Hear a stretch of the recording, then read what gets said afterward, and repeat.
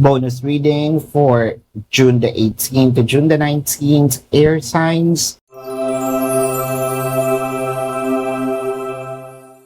Your cards are the Hermit, the Ace of Wisdom, and the Lovers. Ang tagal nating inantay na mag-invest si person ng konting oras, time, energy, or mag-improve man lang dito sa ating connection.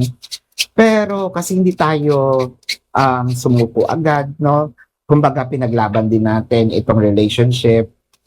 Parang meron ka rin naman nakikitang potential ka person na mag-iiba, magbabago nga, and magiging a better person. So the Hermit is clarified with the Queen of Wisdom and the Four of Wisdom.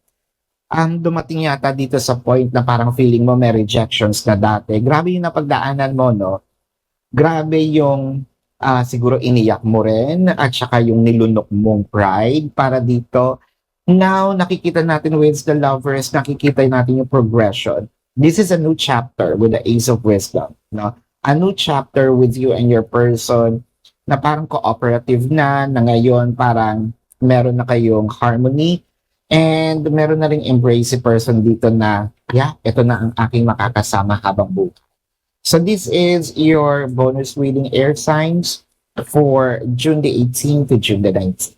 My name is Daphne, but spirit calls me back.